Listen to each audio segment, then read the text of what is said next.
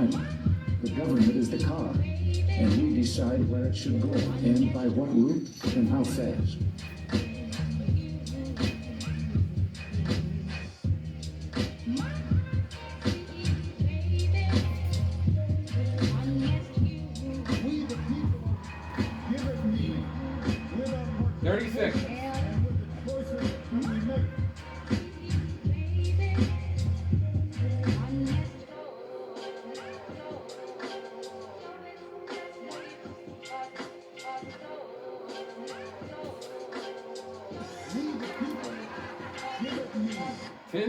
Participation and with the choices that we make.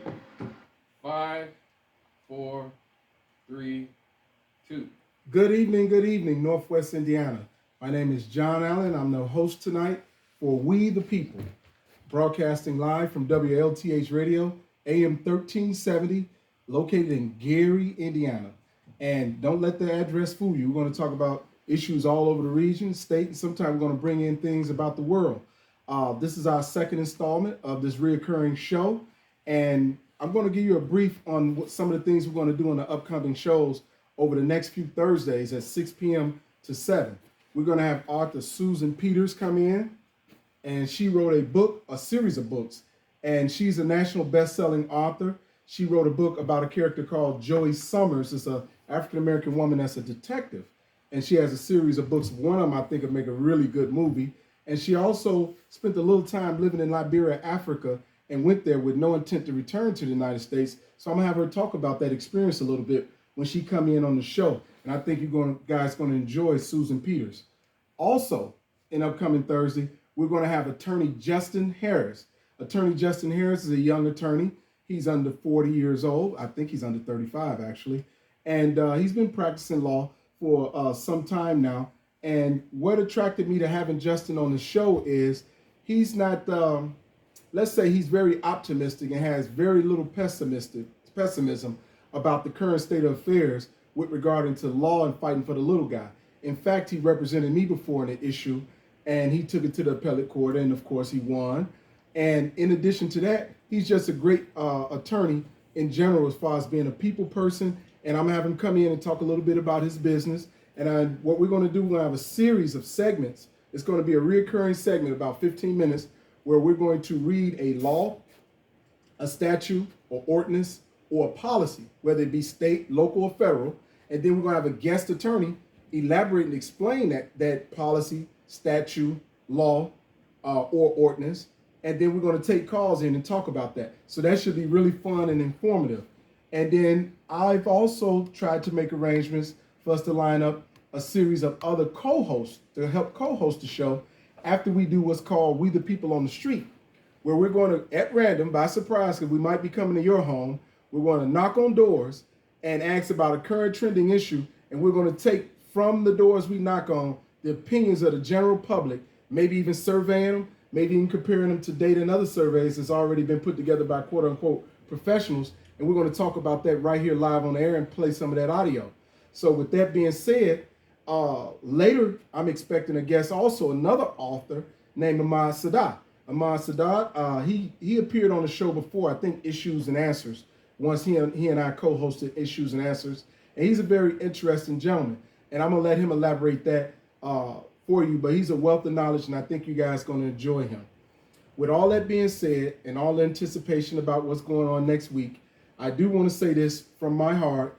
I don't know if you guys noticed, but in the theme song of We the People, we have both former President Barack Obama speaking. We have former President Ronald Reagan. Two different presidents, two different camps, two different cultures.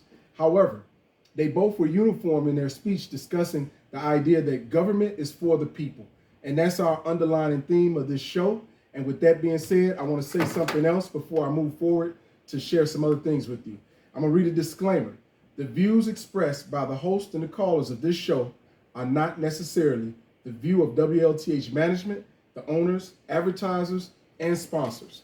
So keep that in mind, because sometimes, and I have to be very candid with you guys, it is my intention to think while we're here, and I'm going to invite you to think.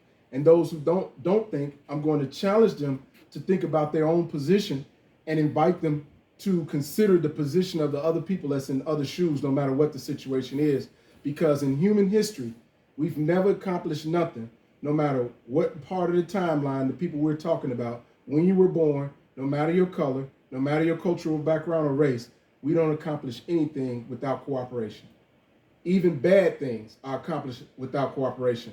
Al Capone once said, the famous gangster, he said, I'd rather have 4 quarters than 100 pennies. And to us, you do the math, it's still equal to $1, but it ain't the same dollar. He had 4 solid people cooperating with him, and we saw what he was able to do. With that being said, we tend to want to do something even more noble and greater than that. So what's expected of us in our faith-based community, in our educated community, in our man-on-the-street community, our blue-collar workers, our white-collar workers? Could you imagine what it'd be like if we pick or we find or discover that we're more alike than different, and we have some issues that we collectively cooperate with one another on to accomplish some solutions and take action? Now, one may say, it sounds good, and this is just for the skeptics. Right now, I'm gonna bring up a trending issue, right? And the trending issue is gun violence, right? It's been a $27 billion suit filed against the gun manufacturer, against the local police authorities that all responded to the recent tragic shooting of the kids down in Texas. Anyway, in light of that, I believe this thing is about to get really serious, and we're not just going to talk about it. Could you imagine if collectively we pressured our government to enact legislation that mirrors the insurance you have to have on your automobile? And we track firearms with titles the same way you track cars. You know how that would change the game in the issue of firearms? Am I saying get rid of the Second Amendment? No. I happen to be a proponent of the Second Amendment. I like it. You know, I mean, I think people should have firearms, but honestly, what do you need with a weapon that can kill 40, 50 people in 90 seconds if you're just an everyday lay person? So, do we stop making those types of weapons? No. They should be restricted to certain types of sales. As a contractor and as a rehabber, I'm restricted to sales of certain materials and chemicals, even for a house. I can't buy Freon for your HVAC system without an ID and or a card stamped by the EPA.